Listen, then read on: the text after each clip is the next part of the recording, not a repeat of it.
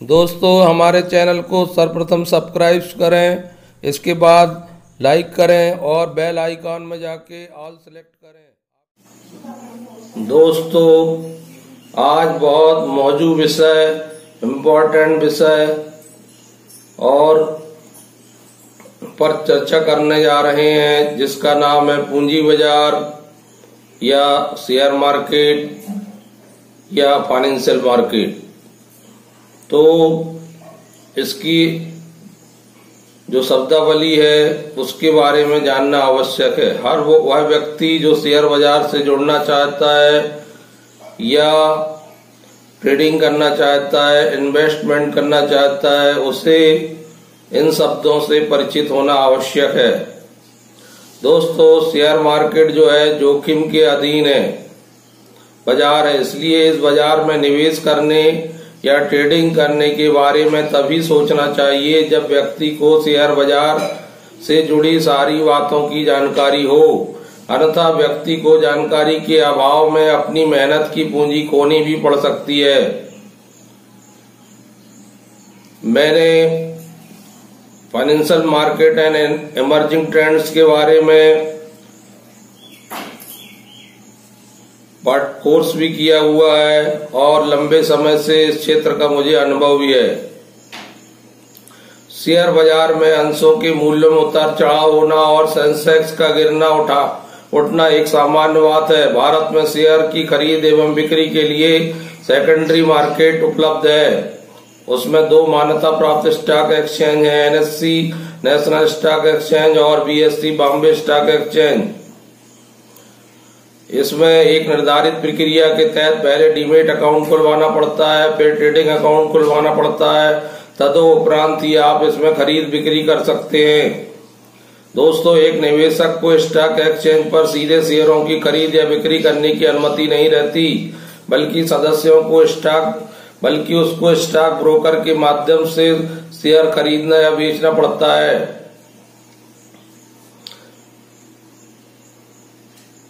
जो stock broker जो है एक जानकार, शेयर मार्केट का जानकार व्यक्ति होता है। वो या तो स्वतंत्र सेवा प्रदाता होता है या एक ब्रोकरेज फर्म होती है और वित्त के क्षेत्र में आवश्यक योग्यता और अनुभव होना उसके लिए आदर्श माना जाता है। वह सेबी और स्टॉक एक्सचेंज में रजिस्टर्ड होता है, पंजीकृत होता है और निवेशक का रजिस्टर्ड प्रतिनिधि माना जाता है। शेयर बाजार के परिदृश्य में एक ब्रोकर को ट्रेडिंग सदस्य भी कहा जाता है। सामान्यतः जनता का कोई व्यक्ति जब नया शेयर बाजार में पैसा लगाकर पैसा कमाना चाहता है तो वह शेयर बाजार का जानकार नहीं होता, तो उसकी सहायता के लिए उसकी राशि को सही प्रतिभूतियों में विनियोग करने के लिए सलाह देने के लिए जो व्यक्ति कार्य करता है उसे हम ब्रोकर कहते हैं। ब्रोकर या दलाल एक पेशेवर व्यक्ति होता है जो अपने क्लाइंट्स की ओर से शेयर या अन्य प्रतिभूति खरीदने एवं बेचने का कार्य करता है। लेकिन दोस्तों आज सूचना प्रौद्योगिकी के युग में ये बहुत बड़ा क्षेत्र हो गया है। ब्रोकर एक सामान्य शब्द न रह के बहुत विस्तृत अवधारणा बन चुकी है। आज इसमें बड़ी बड़ी पब्लिक लिमिटेड कंपनियां और बड़े बड़े राष्ट्रीयकृत बैंक और निजी बैंक भी ब्रोकर की भूमिका में आ चुके हैं। उनका जो कि डिपॉजिटरी पार्टिसिपेंट कहलाते हैं और डिपॉजिटरी पार्टिसिपेंट के रूप में अपनी सेवाएं उपलब्ध कराते हैं। भारत में डिपॉजिटरी पार्टिसिपेंट को अगर व्याख्या करना है तो depository participant is described as an agent of the depository. They are the intermediators between the depository and the investor. तो ये डिपॉजिटरी और इन्वेस्टर के बीच का मध्यस्थ होता है। डिपॉजिटरी भारत में दो हैं, एनएसडीएल और सीएसडीएल। डीपी और डिपॉजिटरी के बीच संबंध को आपको समझना होगा। डीपी और डिपॉजिटरी के बीच संबंध डिपॉजिटरी अधिनियम के तहत दोनों के बीच किए गए समझौते द्वारा नियंत्रित होता है। कानूनी अर्थों में एक डीपी एक इकाई होती है जो कि सेबी अधिनियम की धारा 12 की उपधारा 1(1) के तहत सेबी के साथ पंजीकृत होती है। इस अधिनियम के प्रावधानों के अनुसार एक डीपी सेबी से पंजीकरण का प्रमाण पत्र प्राप्त करने के बाद ही डिपॉजिटरी की सेवाएं दे सकता है। 2012 तक एनएसडीएल की 288 डीपी थी और सेबी के साथ पंजीकृत सीएसडीएल के 563 डीपी थी। शेयर बाजार में निवेश का मतलब है किसी कंपनी के शेयर को खरीदना। यदि आप शेयर खरीदना चाहते हैं तो आपको पहले स्टॉक एक्सचेंज के सेबी पंजीकृत सदस्य या ब्रोकर से संपर्क करना होगा।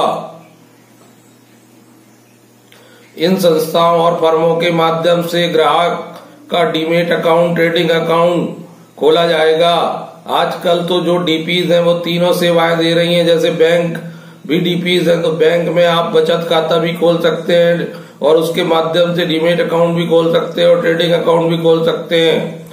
Axis bank, ICICI bank, SBI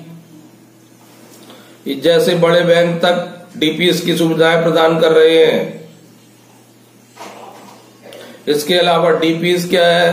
DPs या ब्रोकर जो है वो एक क्लाइंट्स को क्या करते हैं, पूरी सलाह देते हैं, पूरा रिसर्च रिपोर्ट अगर उनके पास कोई होती है तो उसके बारे में वो उनके ईमेल में भेजते हैं और अपने क्लाइंट्स की ओर से जो खरीदी बिक्री करते हैं तो उसका कॉन्ट्रैक्ट नोट्स उसके ईमेल में भेजते हैं, उसके मोबाइल में उसके मैसेज भेजते हैं और कौन से शेयरों को खरीदना चाहिए, नहीं खरीदना चाहिए, किन से बच के रहना चाहिए, ये सब सलाह देने का काम जो है ब्रोकर का है।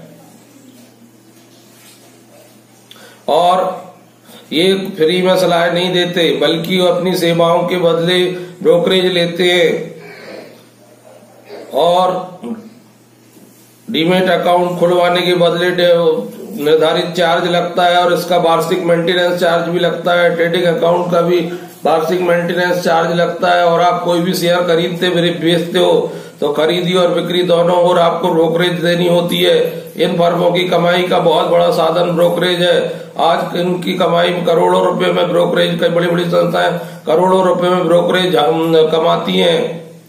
आप अगर किसी शेयर मार्केट से जुड़ना चाहते हैं और तो आप ब्रोकरेज संस्था का चयन करते समय बहुत ज्यादा सावधानी रखें, बहुत ज्यादा छानबीन और जांच पड़ताल करके ही आपको ब्रोकरेज फर्म चुनना चाहिए।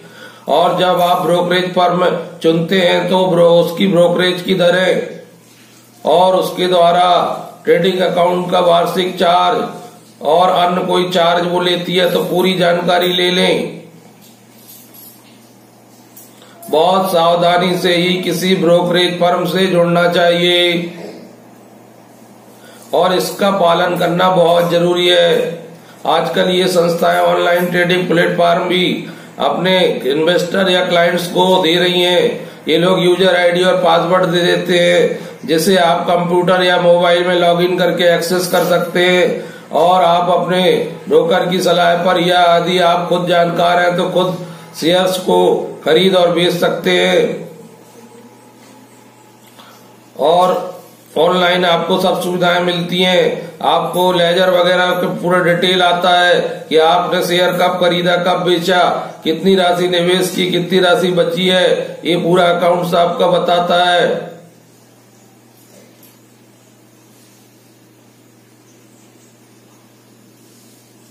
ये संस्था इन्वेस्टमेंट के अनुकरण जैसे प्राथमिक बाजार में आईपीओ आते हैं तो उसमें भी निवेश करने की सलाह देती हैं। इसके अलावा निवेश का एक बहुत अच्छा माध्यम है, हालांकि इसमें भी रिस्क है, जोखिम है, वह है म्यूचुअल फंड। म्यूचुअल फंड में भी ये निवेश करने के लिए पूरी सलाह देती हैं कि आपको कौन से म्यूचुअल फंड में निवेश करना चाहिए अथवा नहीं करना चाहिए। और आईपीओ और म्यूचुअल फंड में को परचेस करने के लिए उचित प्लेटफॉर्म प्रदान करती हैं और अपनी सेवाओं के बदले उचित पारिश्रमिक लेती हैं। SBI securities, Axis direct, ICICI direct, HDFC securities सहित सैकड़ों की संख्या में बाजार में ब्रोकरेज फर्म कार्यरत हैं जिन्हें आप इंटरनेट में ब्रोकरेज फर्म लिखकर सर्च कर सकते हैं। तो दोस्तों आपको मैंने ब्रोकर के बारे में बताया, तो ब्रोकर के माध्यम से ही आपका डीमेट अकाउंट और ट्रेडिंग अकाउंट खुलेगा और आपको ट्रेडिंग या इन्वेस्टमेंट करने के लिए किसी बैंक में बचत खाता खोलना पड़ेगा। वो ट्रेडिंग अकाउंट से लिंक होगा, तत्पश्चात ही आप शेयर की खरीद बिक्री कर पाएंगे। दोस्तों यह बहुत शेयर बाजार जो है जोखिम के अधीन है और बिना जानकारी के शेयर बाजार में कभी भी प्रवेश नहीं करना चाहिए। शेयर बाजार में शेयर खरीदना बड़ा संभल के खरीदना चाहिए। जब तक कोई कंपनी के बारे में या शेयर के बारे में पूरी डिटेल ना हो तब तक नहीं खरीदना चाहिए। अपने ब्रोकर से पूरी सलाह लेने के उपरांत ही यह कार्य करना चाहिए। तो इस रास्ते में चलने से पहले आप पूरी तरह सजग और सावधान रहें, यही मैं कहना चाहता हूँ। बाकी आज के परिप्रेक्ष्य में ब्रोकर क्या होता है उसका डिटेल मैंने आपको बता चुका हूँ। कल आपको ये हमारे फाइनेंशियल मार्केट सब्जेक्ट का एक सिलेबस में भी है। तो दोस्तों आप मेरे वीडियो देखते जाइए, लाइक करते जाइए, बेल आइकन दबाइए और ऑल सेलेक्ट करिए। तो मैं डेली आपको जो है इससे जुड़े वीडियो डालूंगा। धन्यवाद।